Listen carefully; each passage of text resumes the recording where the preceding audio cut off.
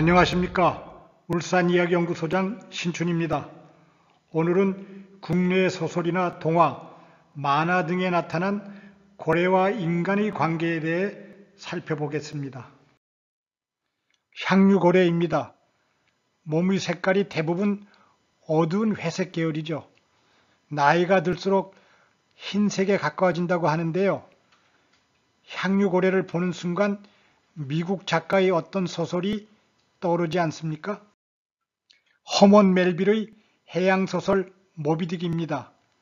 모비딕은 소설 속에 등장하는 고래 이름인데요. 우리나라에서는 백경, 흰고래로 번역하고 있습니다. 에이헤브 선장과 거대한 향유고래 모비딕이 사투를 벌이는 것이 이 소설의 줄거리입니다. 에이허브는 포경선 에식스호의 선장입니다. 선원들이 외다리 선장이라고 부르죠. 과거에 모비딕을 사냥하다가 녀석에게 다리 한쪽을 잃었습니다.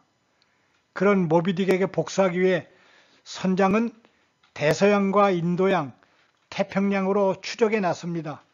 그리고 마침내 흰고래 모비딕과 맞닥뜨립니다.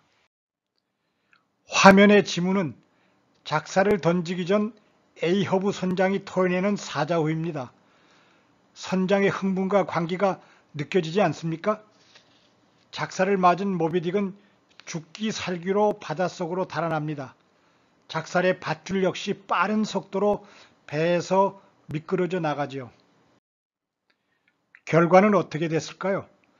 풀려나가는 작살줄에 선장과 선원들의 몸이 감깁니다. 그리고 순식간에 바닷속으로 사라집니다. 고래를 향한 선장의 사투는 통쾌한 복수가 아니었습니다. 승자가 없는 파국이자 파멸이었죠.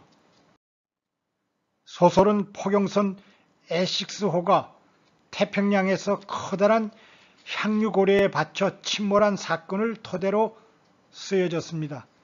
여기에 포경선을 탔던 작가의 경험이 보태졌죠. 그만큼 포경업과 고래에 대한 전문적인 지식이 소설 속에 사전처럼 가득합니다. 우리나라 전경일 작가의 붉은 장미라는 소설입니다. 미국의 고고학자 앤드류스의 조선에서의 행적과 한국계 귀신고래의 이야기를 다루고 있습니다. 영화 인디아나 존스를 기억하시죠? 스티븐 스필버그 감독의 영화인데요. 이 영화의 실제 모델이 앤드류스라고 합니다. 붉은 장미는 작살포를 맞은 고래가 죽으면서 뿜어올리는 피의 흔적을 은유적으로 표현한 말입니다. 앤드류스가 장생포에 온 곳은 1912년, 당시 미 동부에서 멸종되다시피 한 귀신고래가 조선에서도 발견된다는 소문을 들었기 때문이죠. 그는 조선의 귀신고래와 미 동부의 고래가 같은 종인지 궁금했습니다. 그래서 장생포에서 48일간 머물면서 귀신고래를 조사 연구했습니다. 그 결과 세계 최초로 한국계 귀신고래라는 이름을 붙인 논문을 학계에 보고합니다. 또한 완전한 형태의 귀신고래의 골격 표본을 구해서 미 자연사 박물관으로 보내죠. 장생포에서 앤드류스는 고래만 보지 않았습니다. 일제의 잔혹한 고래 학살과 일본 제국주의 식민 치하를 사는 어민들의 피폐한 삶도 같이 엿보게 됩니다. 그들의 파란만장을 지켜보면서 그들을 이해하고 그들과 가까워졌습니다.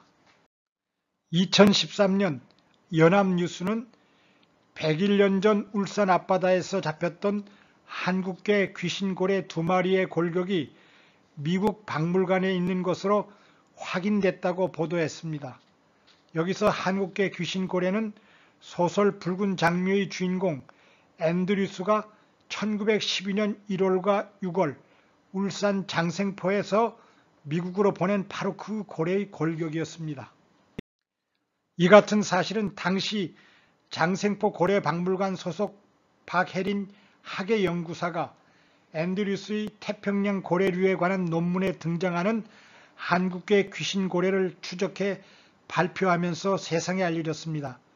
박 연구사는 논문에서 1911년과 1912년에 울산 장생포에 온 앤드류스가 장생포에서 포획된 귀신고래 40여 마리를 목격하고 세계 최초로 한국계 귀신고래로 명명했다고 주장했습니다. 또한 이 종의 습성 등을 연구하면서 어미고래 2마리의 골격을 확보, 그중 1개는 워싱턴 DC 스미스소니언 국립자연사박물관으로 나머지 1개는 뉴욕시에 있는 미국 자연사박물관으로 보냈다고 했습니다. 장생포 고래문화특구에 있는 울산 귀신고래 회유 해면의 안내 표석입니다. 한때 장생포 앞바다를 찾아왔던 한국계 귀신고래를 위해 1962년 정부가 천년기념물 제126호로 지정을 했습니다. 소설 붉은 장미는 이러한 흔적이 남아있는 울산 귀신고래의 실화와 역사적 리얼리티를 통해 인간과 자연의 상생관계를 강조하고 있습니다. 이 소설에서의 백미는 손에 잡힐 듯 생생하게 표현한 고래잡이 장면입니다. 그야말로 한국판 모비딕이라고 할 수가 있죠. 이번에는 김일광 작가의 동화 한 편 소개하겠습니다. 귀신고래라는 동화인데요. 실존했던 포경선 용운호의 선장 김중기 노인의 구술 자료를 바탕으로 쓰여졌습니다. 동화에서는 김중기 노인이 영일 할아버지로 나오고 손자 연호가 이야기를 듣는 형식을 취하고 있습니다. 때는 1970년대 목선인 용운호가 전자기기를 갖춘 철선들에게 밀려나던 시절입니다. 어느 날 영일은 동해 바다에서 귀신고래를 만나 작사를 꽂습니다. 그러나 작사를 맞은 고래 뒤에서 아기 고래 2마리를 안고 업고 있는 엄마 고래를 발견합니다. 그 순간 영일은 바다로 뛰어들어 고래에 박힌 작사의 밧줄을 끊고 고래 가족을 먼 바다로 돌려보냅니다. 화면의 지문은 더 이상 고래를 잡을 수 없게 된 용운호가 폐선장으로 들어가는 날 영일 할아버지가 손자인 연호에게 울부짖듯이 전하는 말입니다. 작가는 귀신고래를 통해 인간의 탐욕이 고래를 어떻게 말살해 가는가를 보여주고자 했습니다. 동화 속 바다의 배경이 포항을 중심으로 한 구령포, 호미곶 등 동해 바다 일대이고 당시 살았던 사람들이 등장하고 있어 아주 친근합니다. 생명 존중의 시대, 가슴을 치는 너무나도 애틋한 문장이 아닐 수 없습니다. 고래야 고래야라는 학습용 만화책입니다. 잘 아시겠지만 고래는 거대한 포유동물이면서 젖발이 동물입니다. 새끼를 낳고 젖을 먹이면서 주기적으로 바다 수면 위로 올라와 숨을 쉽니다. 여름에는 먹이를 찾아서 북쪽으로 이동했다가 겨울이면 월동하거나 새끼를 낳기 위해 남쪽으로 이동을 합니다. 그 남쪽이 울산의 장생포 앞바다죠. 고래는 분류학적으로 수염고래류와 이빨고래류, 크기에 따라 고래와 돌고래로 구분을 합니다. 우리나라 바다에는 30여 종의 고래가 있고 고래와 관련된 문화와 풍습도 많이 남아 있습니다. 이러한 고래 이야기를 컬러판으로 제작한 것이 고래야 고래야라는 만화책입니다. 고래에 관한 궁금증은 물론이고 고래 박물관, 고래 생태 체험관 등도 소개하고 있어 읽기 쉽고 재미가 있습니다. 이상으로 국내의 소설과 동화와 만화를 통해 고래와 인간의 삶에 대해 살펴보았습니다. 앞에서 한국계 귀신고래를 소개한 바 있는데요. 1977년 1월 3일을 마지막으로 이 귀신고래가 울산 바다에서 사라졌습니다.